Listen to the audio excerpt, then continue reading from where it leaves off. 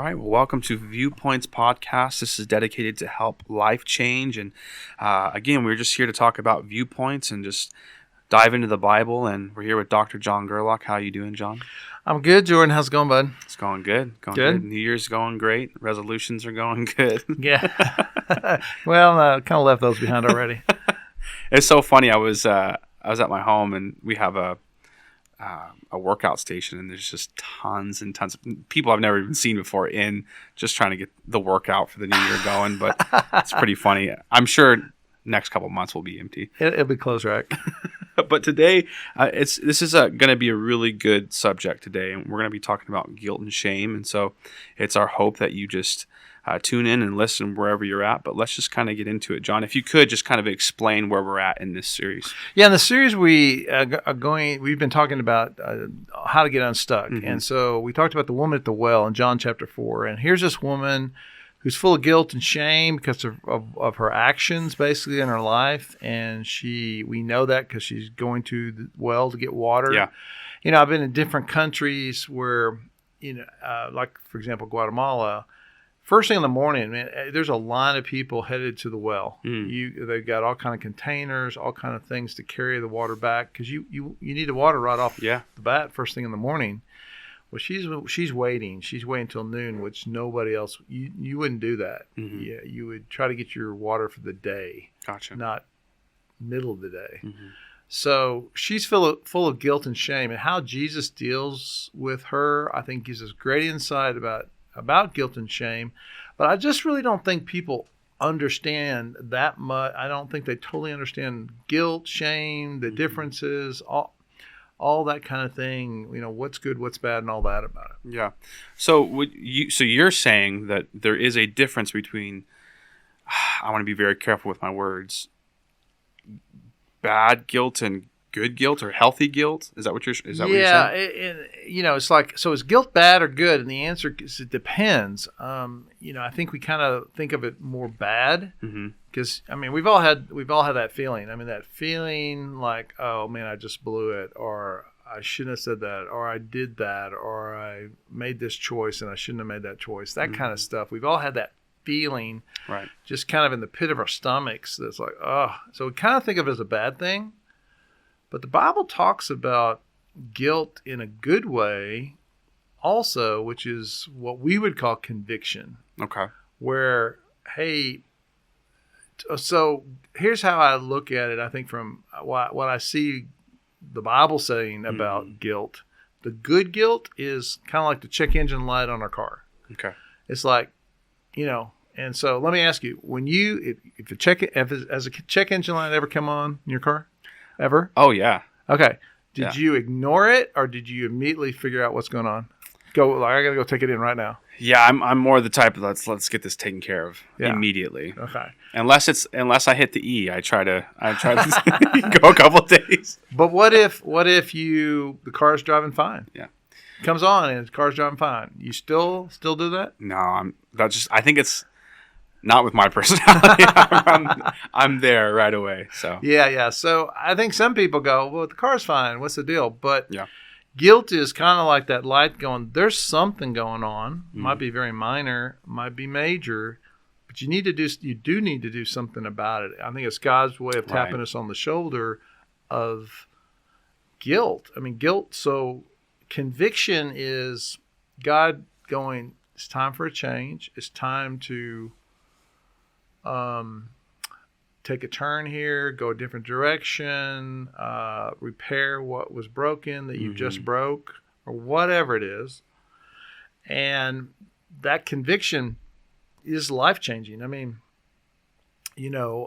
so that's the good guilt. The bad guilt is in a whole different category, because bad guilt is just, I just feel bad, I feel bad, but God can take that and turn it into a good thing, if that makes sense. So I don't see guilt as, I think a lot of people go, man, you should just live your life without any guilt. Well, that's like saying to me, I never want my chicken engine light to come on. Right. Well, it's annoying, but maybe I need to check my engine. Maybe I need to check it. So to me, that's the positive of that. What's bad, though, is when it turns to something else. The bad ultimately is kind of shame. I think that's the big bad category. So with that analogy, and I really want this topic to help people because I feel like a lot of people struggle with this. Mm-hmm. I know a lot of my friends, I've struggled with this. It's almost like when we've gone to the mechanic, or in this case, if you're dealing with something, you go to Jesus and you confess, or maybe a small group setting, and you find that healing, but you always, that check engine light is always trying to like blinking at you. Mm-hmm. Would you say that's kind of more of an unhealthy, even though you've taken care of that? And maybe you've found forgiveness, but you're always reminded of that check engine light. Is that, would you say, would maybe be more in the shame category of like constant reminder? Yeah, I think that's exactly it. It's use that same picture. It is that idea of, okay, I went and checked it out, I got it fixed, but it still bothers me. Mm-hmm. I'm still carrying it with me, and it ends up being an identity issue. I mean, another picture would be, I like what somebody said about it, that shame is guilt that's past its expiration date. Wow. So it's kind of like guilt has kind of soured into this shame. Mm-hmm. And to me, the big difference is it becomes an identity issue. It's like this. I yelled at my kids. I should have done that. I overreacted. I got mad at them. I just really yelled at them, mm-hmm. made them cry. Big overreaction. I feel guilty. Right. Well, I think that could be a good thing. That could be like, why? I need to figure out why that. I mean, I should have had a better reaction in that situation. But shame would be, I'm a terrible parent. Mm-hmm. I'm just a terrible parent. I'm always going to be a terrible parent. Mm-hmm. That to me is, now you've taken on an identity. You've said, this is who I am. And it's the same thing about someone fails in life. Maybe they make some really bad decisions and choices. Well, that's just who I am. Mm-hmm. And all kind of words that are pretty bad descriptors that we can use for ourselves at that point. Go, well, I'm just a loser. I'm just a failure. Right. I'm never going to be worth anyone to love me. I'm never going to be worth anyone. Everyone's always going to leave me because all that is in the shame category. Whenever it's always going to be like an identity. Yeah, absolutely. It's so funny that you say that. I was listening to a podcast this morning, and it's this hockey podcast that I love to listen to. And they were interviewing a ref that accidentally left his mic on during the game once they were going through intermission. So he left his mic on. The crowd could hear him. And he said, I wanted to give, I think it was Nashville. I wanted to give Nashville a penalty because they're way better than Detroit. Something to that effect. Oh, yeah. And everyone heard this. And I think they said he was a month away from retirement. And they were interviewing him and they fired him like the next day. Oh, wow. Didn't get to retire, didn't get to have. And he said, obviously it was his job, so it was his identity. But he said that he was struggling with, like, I'm a failure. Like, I didn't get to retire. I didn't get to come to completion. Mm-hmm. And so it's interesting. You have that aspect of it. But in a spiritual sense, I think a lot of people use that same mentality of like, I'm a failure. Like, I messed up once. I have to live with it the rest of my life. Right. And he said, his kids are always reminding him like, man, you got fired, like from the NHL, you got fired. And so he was struggling with this on this path.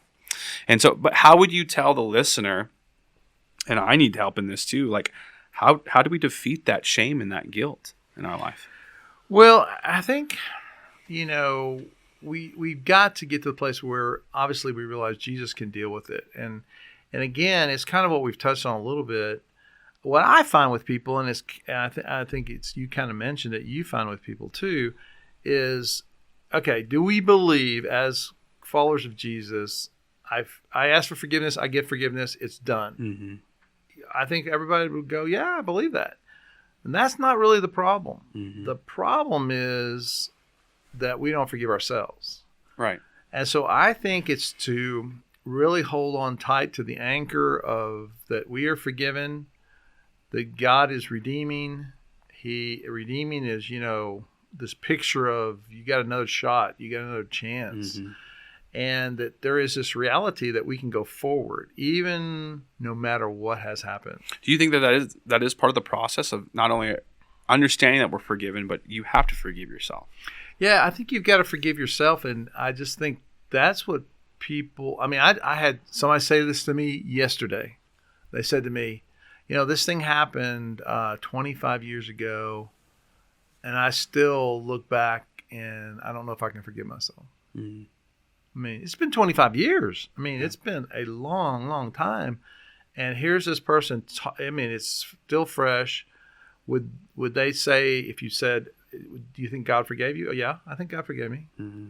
But here it is. It's still kind of lingering around, and they're still dealing with it. So it's that kind of thing. But it's basically, I think, a really realizing that the finished work of Jesus is that he is presenting us pure and complete before God. Mm-hmm. That's his finished work. He has finished that work.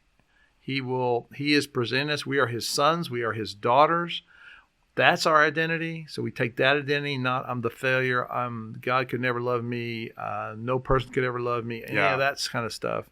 It's that we're sons and daughters, and that's a great identity to have. And then I think just some practical steps is I think you've got to get to the place where you just go, I just need Jesus. I need the grace and love he provides and he gives to us. And I think also, in a weird way, okay, this is getting real deep here, but I think in a weird way that holding on to guilt and letting it become shame is a way that we can kind of control the situation that we can't control anymore because it's in the past. Right. We can't go back in the past.